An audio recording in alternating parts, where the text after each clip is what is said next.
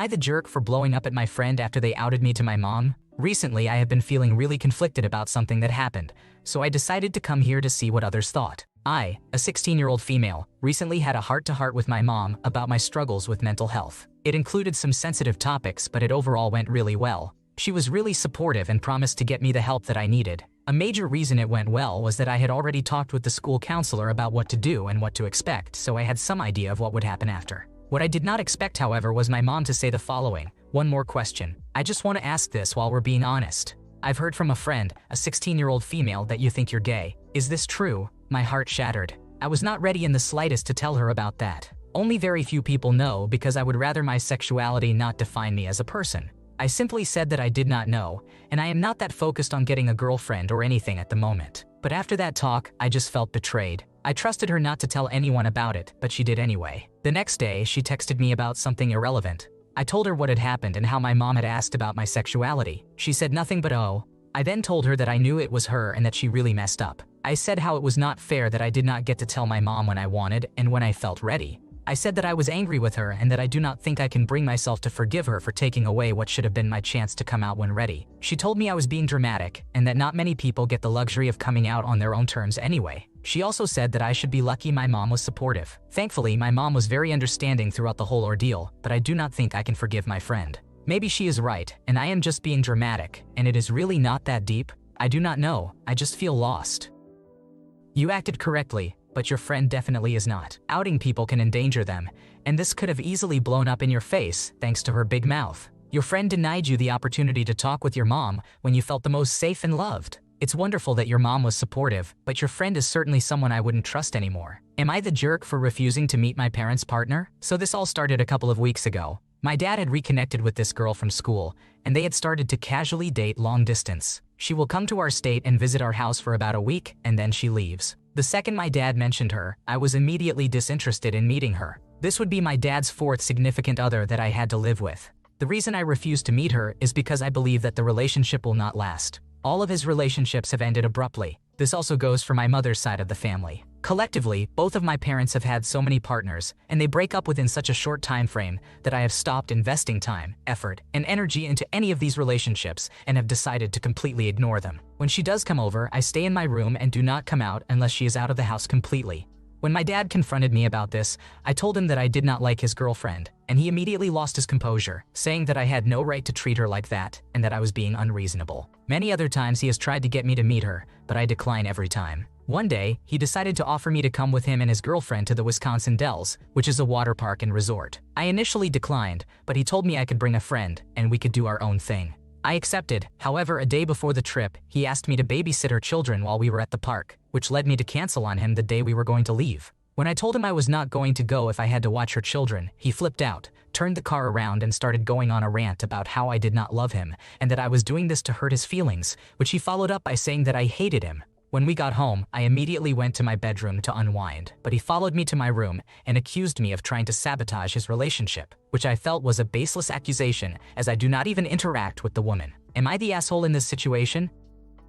You did nothing improper. He wants you to be a free babysitter so he and his girlfriend can enjoy themselves. It was at best short-sighted and at worst manipulative of him to wait until the day before to tell you about babysitting her kids. Your dad needs to respect your wishes, and you're not obligated to babysit. She should have sorted that out beforehand. Am I the jerk for planning to take my car back from my parent? To keep this short, my mom recently pressured me into getting a car. I, a 20-year-old female, was hoping to get a cash car, but because of her situation, she had me get one from a dealership and promised to pay half the car note while I cover everything else. I work very close to home, so I had just been walking to work every day. The plan was that while I learned how to get comfortable driving, she would use my car to drive to work and take care of things. I expressed to her that I only had 2 rules. First, she should not let her boyfriend drive my car. He wrecked the car she was going to gift me when I was 16 and also dented her truck, as well as scratched off the paint of my uncle's truck when he drunkenly tried to pull into our driveway on Thanksgiving 2 years ago. Second, I did not want him in the passenger seat of my car. He was overall not allowed inside my vehicle. She was very understanding of these rules, and for a while, she did abide by them. However, that didn't last for long, and I came to realize she had broken both of my rules. Today, we are currently in the middle of hurricane season, so it has been raining quite a bit. I asked her if she'd swing by my job to pick me up from work, to which she very reluctantly agreed, but said she was running errands. I said I'd wait in the store for her. When she came, the first thing I noticed was that not only was her boyfriend in my car, but he was also sitting in the passenger seat. I walked up and stood in front of the passenger door, waiting for him to exit and move to the back seat. He didn't move, and I had to sit in the back seat of my own car. When I got in, she spoke not one word to me and ignored me the whole ride. I expressed my feelings through text because I articulate my feelings better when it's written, and she has a way of manipulating me when we converse face to face. She left me on read. It's been about an hour, and she is currently getting ready to go to her friend's birthday party and hasn't said a word to me. Would I be the asshole if I took my car keys from her when she gets back? In my opinion, you have done nothing wrong here. If she can't follow the rules, taking her keys away is a fair move. At the very least, the boyfriend should have moved to the back seat. Living with them could complicate things, but setting boundaries is important. Am I the jerk for revealing that my sibling was faking their accent? I am a 23-year-old male from Canada. I lived in Newfoundland until I was about 5, and then my family moved to Alberta. My sister, who is now a 21-year-old female, was 3 when we moved. Newfoundland has a lot of variation in accents, but where my dad was from in particular has a very distinct, pretty difficult to understand accent. A lot of people would assume he is Irish when first meeting him.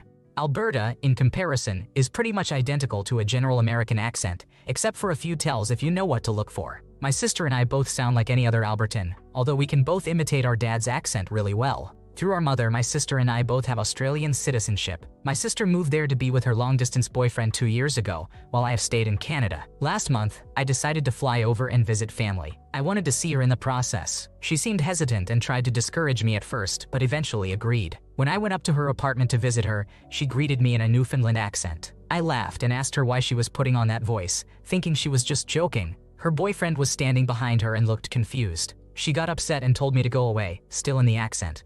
I had no clue what was going on at this point, so I just left and went to my car. 30 minutes later, I got a text from her. She said she had spoken in this accent for as long as she had been in Australia because she was tired of having to correct people assuming she was American. Her friends and boyfriend all did not know it was not her natural accent. This is confusing to me because I am certain she called her boyfriend before going to Australia, so she presumably had been lying about the accent before anyone would ask her if she was American.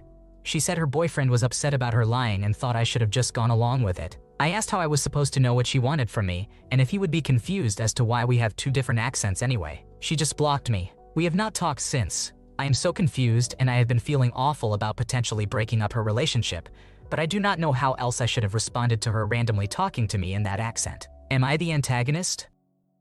You did nothing wrong here. Your sister made an ass out of herself by faking an accent and never clued you in beforehand. Without being forewarned, how could you have possibly known what she wanted you to do? She tried to reinvent herself and failed spectacularly, so this is all on her. Am I the jerk for telling my nephew to leave his sibling alone? My brother has 3 children.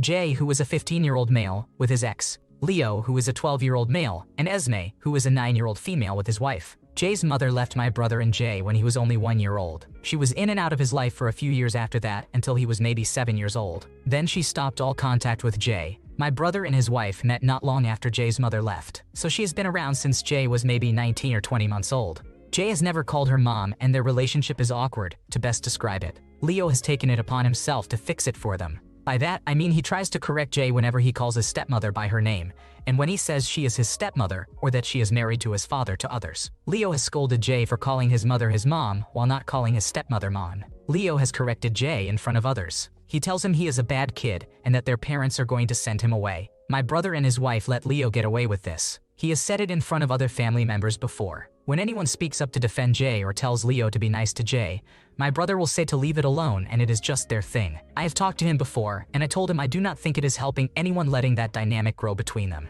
My brother told me nothing would help since Jay has said he wants his mother and not his stepmother. He told me they do not love that, but even with therapy Jay still wants only the woman who left him and not the woman who stepped up. I had the boys for a sleepover last weekend while my brother and his wife took Esme to a concert. While they were staying at my house, Leo heard me and Jay talk. Jay was confiding in me about things, about his mother and his family, and how much he hated Leo correcting him and upsetting his father and stepmother. Leo came in and started correcting him and saying how it is all his fault for dismissing their mother, and how his mother does not want him and to get over it. I told Leo to stop and leave his brother alone because he is being unkind and he is not going to convince Jay by talking to him that way. Leo said I should be helping him and stormed off to his room for the night. My brother told me I should not have corrected Leo, though he had less heat than I expected. Leo told me I suck as an aunt. Am I the asshole?